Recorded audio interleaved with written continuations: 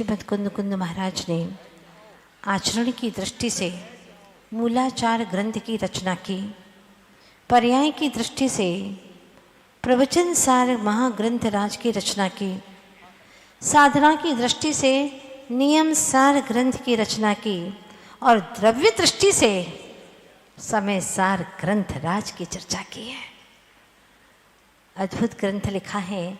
हम जीवों को पतित से पावन बनाने के लिए, अंधकार से प्रकाश की ओर ले जाने के लिए, पतन से उत्थान की ओर ले जाने के लिए ये कुंद महाराज इस महान ग्रंथ राज में बहुत गहरी गहरी बातें बता रहे हैं जो कभी सुनी नहीं थी, जो कभी जाना ही नहीं था, देखा ही नहीं था। ऐसे अद्भुत अनुपम निज शुद्धात्म द्रव्य की बात कर रहे हैं। उनका कहना है कि कैसे जिए कि जीवत्व की अनुभूति हो। ध्यान से सुनिएगा, कैसे जिए कि जीवत्व की अनुभूति हो और कैसे मरे कि अमरत्व की अनुभूति हो।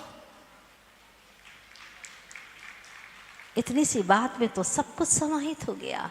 हे चेतनात्माओं, तुम किस तरह जियो कि जिससे तुम्हें जीवत्व की अनुभूति हो, तुम्हें धनत्व की बात समझ में आती है, प्रतिष्ठा की बात समझ में आती है, तुम्हारी प्रसिद्धि की बात समझ में आती है, शरीर के रूप की बात तुमको समझ में आती है, इसका महत्व आता है तुम्हें, शरीर के स्वच्छत्व की बात समझ में आती है कि मैं गंदा हूँ, मैं शुद्ध हूँ, मैं स्वच्छ हूँ, ये बात तो समझ में आती है।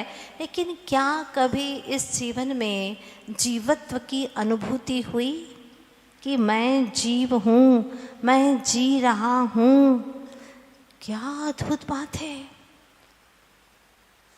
क्या अद्भुत बात है कि बिना श्वासोच्छ्वास के भी तू जी सकता है। मात्र चैतन्य प्राण से जीने वाला तू चैतन्य तत्व है। क्या बात है, अनंत सिद्ध भगवंत बिना श्वास के जी रहे और सच में वो ही जी रहे हैं। जीना उन्हीं का सार्थक है जिन्होंने जीना बना दिया, सोपान सीढ़ी बना दी।